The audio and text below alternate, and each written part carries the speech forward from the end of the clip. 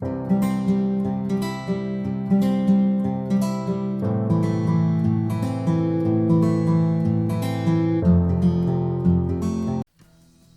നമ്മൾ ഡിസ്കസ് ചെയ്യാൻ പോകുന്നത് എക്സലിന്റെ ഇൻട്രൊഡക്ഷൻ പാർട്ടാണ്.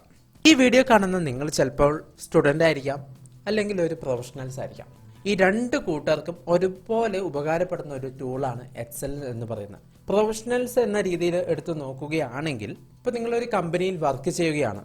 അപ്പോൾ അവിടെ നിങ്ങൾക്ക് ഡാറ്റാസ് ഒരുപാടുണ്ടാവും. അതിനെയൊക്കെ നിങ്ങൾക്ക് അനലൈസ് ചെയ്യണം. അതിനൊക്കെ ഉപകാരപ്പെടുന്ന ഒരു മെയിൻ ആയിട്ടുള്ള ടൂളാണ് എക്സൽ എന്ന് പറയുന്നത്. ഇപ്പോൾ നിങ്ങൾ ഒരു സ്റ്റുഡൻ്റ് ആയിരിക്കാം. ഓക്കെ, അങ്ങനെയാണെങ്കിൽ നിങ്ങൾ പ്രൊജക്റ്റും കാര്യങ്ങളൊക്കെ ചെയ്യുമ്പോൾ ഗ്രാഫിക്കൽ റെപ്രസെന്റേഷൻ ഒക്കെ നടത്തേണ്ടി വരും. അതിന് നമ്മൾ എക്സൽ ഉപയോഗിക്കുന്നുണ്ട്. ഇതിന് മാത്രമല്ല മറ്റു പല ആവശ്യങ്ങൾക്കും നമ്മൾ എക്സൽ ഉപയോഗിക്കുന്നുണ്ട്. ഇന്ന് നമ്മൾ ഡിസ്കസ് ചെയ്യുന്നത് ഇൻട്രൊഡക്ഷൻ പാർട്ടാണ്. തീർച്ചയായിട്ടും നിങ്ങൾ കണ്ടിന്യൂസ് ആയിട്ട് വീഡിയോസ് എല്ലാം കാണുക. അതുപോലെ സബ്സ്ക്രൈബ്, ലൈക്കും ഷെയർ എല്ലാം ചെയ്ത് സപ്പോർട്ട് ചെയ്യുക. തീർച്ചയായിട്ടും നിങ്ങളുടെ സപ്പോർട്ട് ഉണ്ടെങ്കിൽ ഇനി മുന്നോട്ടേക്ക് നമുക്ക് നീങ്ങാൻ സാധിക്കുകയുള്ളൂ. ആദ്യം തന്നെ നമുക്ക് എക്സലിന്റെ യൂസസ് നോക്കാം. എക്സൽ ഡെവലപ്പ് ചെയ്തത് മൈക്രോസോഫ്റ്റ് ടീംസ് ആണ്. ആദ്യത്തെ യൂസ് എന്ന് പറയുന്നത് ഡാറ്റ എൻട്രി ആണ്. അതായത് നമുക്ക് ഒരുപാട് ഡാറ്റാസ് ഉണ്ടാകുമ്പോൾ അതിനെയൊക്കെ നമുക്ക് എൻ്റർ ചെയ്യാനും, അതുപോലെ തന്നെ രണ്ടാമത്തെ യൂസ് എന്ന് പറയുന്നത് ഡാറ്റ മാനേജ്മെന്റ്. അതായത് നമുക്ക് ഓരോ ഡാറ്റാസ് ഉണ്ടാകും, അതിനെയൊക്കെ നമുക്ക് മാനേജ് ചെയ്യാനും കൺട്രോൾ ചെയ്യാനൊക്കെ ഇത് യൂസ്ഫുൾ ആണ്. പിന്നെ മൂന്നാമത്തത് എന്ന് പറയുന്ന അക്കൗണ്ടിംഗ് ആണ്. അക്കൗണ്ടിങ്ങിന് ഹെൽപ്ഫുൾ ആയിട്ടുള്ള ഒരു ടൂൾ ആണ് എക്സൽ എന്ന് പറയുന്നത്. പിന്നെ ഫിനാൻഷ്യൽ അനാലിസിസ് നടത്താനും അതുപോലെ ചാർട്ടിംഗ് ആൻഡ് ഗ്രാഫിംഗ് നടത്താനും ഉപകാരമാണ്. ജസ്റ്റ് ഒന്ന് ഇതിന്റെ യൂസസ് കാര്യങ്ങളാണ് പറഞ്ഞെന്നുള്ളൂ. ഇതുകൂടാതെ ഒരുപാട് യൂസസ് ഉണ്ട്. അപ്പൊ നമ്മൾ എക്സലിന്റെ പ്രാക്ടിക്കൽ സെഷൻ ആണ് നമ്മൾ ഫോളോ ചെയ്യുന്നത്. അപ്പൊ നമുക്ക് കൂടുതൽ ഡീറ്റെയിൽസിലേക്ക് കിടക്കാം. എക്സൽ ഓപ്പൺ ചെയ്യുമ്പോൾ നമുക്ക് ഇങ്ങനെ ഒരു ഇന്റർഫേസ് ആയിരിക്കും നമുക്ക് കാണാൻ സാധിക്കുക. ഈ കാണുന്നതാണ് നമ്മുടെ എക്സൽ ഷീറ്റ് എന്ന് പറയുന്നത്. നിങ്ങളൊന്ന് മൗസ് പോയിന്റ് ഒന്ന് ശ്രദ്ധിച്ചാൽ മതി. കാണുന്നതിന് നമുക്ക് എന്ത് പറയാം? മെനു ബാർ എന്ന് പറയാം. ഓരോ മെനു ബാറിന്റെ അണ്ടറിൽ വരുന്ന ഒരുപാട് സംഭവങ്ങൾ നമുക്ക് ഇവിടെ കാണാൻ സാധിക്കും. ഓക്കെ, അതായത് ഹോം എന്ന മെനു ബാറിന്റെ അണ്ടറിൽ ഒരുപാട് ഓപ്ഷൻസ് ഉണ്ട്. ഇവിടെ എനേബിൾ ആയി കിടക്കുന്ന ഒരുപാട് ഓപ്ഷൻസ് നമുക്ക് കാണാൻ സാധിക്കും, അല്ലെ? ഓക്കെ, ഈ ഒരു ബോക്സിന്റെ ഉള്ളിൽ വരുന്നതിനെയൊക്കെ നമുക്ക് എന്ത് പറയാം? റിബൺ എന്ന് പറയാം. അതായത് ഹോം എന്ന മെനു ബാറിന്റെ, അതായത് ഹോം എന്ന മെനു ടാബിന്റെ അണ്ടറിൽ വരുന്ന റിബൺ ആണ് ഇത്. ഓക്കെ, അതിനെ നമ്മൾ ഡിവൈഡ് ചെയ്തിട്ടുണ്ട്. അതായത് ക്ലിപ്പ് ബോർഡ് എന്നും, ഫോണ്ട് എന്നും, അലൈൻമെന്റ് എന്നും, നമ്പർ എന്നും, സ്റ്റൈൽ എന്നും, സെൽസ് എന്നും, എഡിറ്റിംഗ് എന്നും അങ്ങനെ തിരിച്ചിട്ടുണ്ട്. ഫോണ്ടിന്റെ അണ്ടറിൽ വരുന്ന സംഭവങ്ങൾ നമുക്ക് ഇവിടെ കാണാൻ സാധിക്കും. അതായത് ഒരു കാര്യം ടൈപ്പ് ചെയ്യുന്നു, NPS ട്യൂട്ടർ എന്നൊരു യൂട്യൂബ് ചാനലിന്റെ പേര് ടൈപ്പ് ചെയ്യുന്നു. അപ്പോൾ അതിന് കൊടുക്കേണ്ട സ്റ്റൈല് നമുക്കിവിടെ കൊടുക്കാം. അതുപോലെ സൈസ്, ബോൾഡ്, ഇറ്റാലിയൻ, അണ്ടർലൈൻ, അതുപോലെ ബോർഡ്, ഫോണ്ട് കളർ, അങ്ങനെ ഒരുപാട് ഓപ്ഷൻസ് ഫോണ്ടിന്റെ അണ്ടറിൽ വരുന്നുണ്ട്. ഓക്കെ, സ്റ്റൈല്, സെല്ല്, അതിന്റെ ഓരോന്നിന്റെ അണ്ടറിൽ വരുന്ന ഒരുപാട് കാര്യങ്ങൾ നമുക്ക് ഇവിടെ കാണാൻ സാധിക്കും. ഓക്കെ, പിന്നെ എഡിറ്റിംഗ് വരുന്നുണ്ട്, അതിന്റെ അണ്ടറിൽ വരുന്ന കാര്യങ്ങൾ.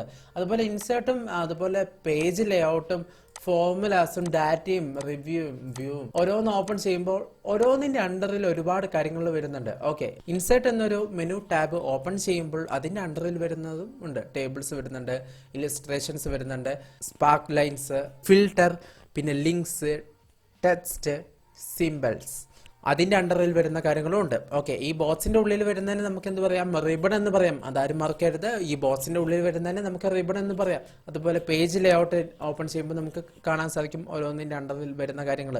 ഓക്കെ, പിന്നെ ഫോർമുലാസ്, ഡാറ്റ, റിവ്യൂ, വ്യൂ, അങ്ങനെ ഓരോന്നിന്റെ അണ്ടറിൽ വരുന്ന ഒരുപാട് കാര്യങ്ങൾ നമുക്ക് ഇവിടെ കാണാൻ സാധിക്കും, അല്ലേ? ഓക്കെ, ഇപ്പോൾ വരും ദിവസങ്ങളിൽ ഇതിനെക്കുറിച്ചുള്ള ഡീറ്റെയിൽ ആയിട്ടുള്ള വീഡിയോസ് നമ്മൾ തീർച്ചയായിട്ടും ചെയ്യുന്നുണ്ട്. ഇതാണ് നമ്മുടെ സ്പ്രെഡ്ഷീറ്റ് ഏരിയ എന്ന് പറയുന്നത് കേട്ടോ.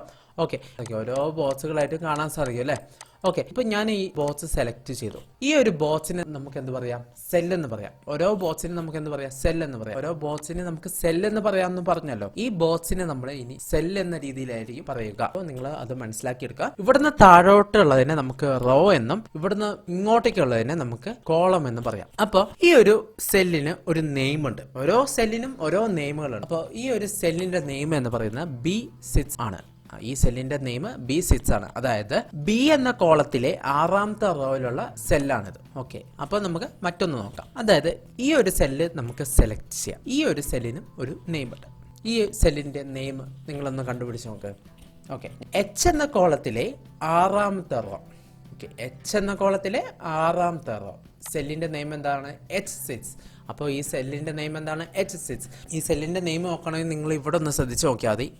അവിടുത്തെ ബോക്സിന്റെ നെയിം മാറുന്നത് നിങ്ങൾക്ക് കാണാൻ പറ്റും. ഓക്കെ, ഞാൻ ഈ ഒരു സെല്ല് സെലക്ട് ചെയ്യുകയാണ്. ഓക്കെ, നെയിം ബോക്സിൽ കണ്ടോ H6 എന്നുള്ളത് N10 ആയി. ഓക്കെ, മറ്റൊന്ന് സെലക്ട് ചെയ്യുമ്പോൾ H14 ആയി.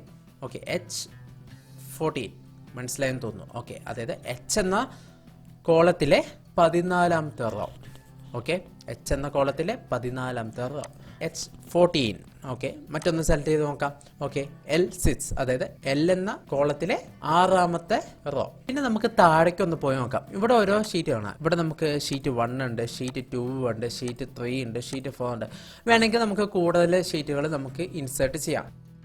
ഈ ഒരു ബോക്സ് നിങ്ങൾ ശ്രദ്ധിച്ചോ, ഇതിനെ നമുക്ക് എന്താ പറയാം, ഫോർമുല ബാർ എന്ന് പറയാം. ഓരോ ആവശ്യങ്ങൾക്കും നമ്മൾ ഇവിടെ ഫോർമുലാസ് ചിലപ്പോൾ അപ്ലൈ ചെയ്യേണ്ടി വരും. അപ്പോൾ ഈ ഒരു ബോക്സിനെ നമുക്ക് എന്താ പറയാം, ഫോർമുല ബാർ എന്ന് പറയാം. വരും ദിവസങ്ങളിൽ ഞാൻ കൂടുതൽ ഡീറ്റെയിൽ ആയിട്ട് പറയുന്നതായിരിക്കും. ഓക്കെ, നമുക്കറിയാലോ ഇത് താഴേക്ക് സ്ക്രോൾ ചെയ്യാനും നമുക്ക് കൂടുതൽ ഡാറ്റാസ് ആഡ് ചെയ്യുന്നതനുസരിച്ച് താഴേക്ക് സ്ക്രോൾ ചെയ്യാനുള്ള ഓപ്ഷനും അതൊക്കെ നിങ്ങൾക്ക് അറിയുന്ന കാര്യങ്ങളാണ്. ഓക്കെ, ഇവിടെ നമുക്ക് പല രീതിയിൽ പേജ് ലേഔട്ട് നമുക്ക് അവൈലബിൾ ആണ്. ഓക്കെ, മനസ്സിലായെന്ന് തോന്നുന്നു. അതുപോലെ തന്നെ നമുക്ക് ഇവിടെ സൂം ചെയ്യാനുള്ള ഓപ്ഷൻ അവൈലബിൾ ആണ്. ഇവിടെ നമുക്ക് സൂം ചെയ്യാനുള്ള ഓപ്ഷൻ അവൈലബിൾ ആണ്.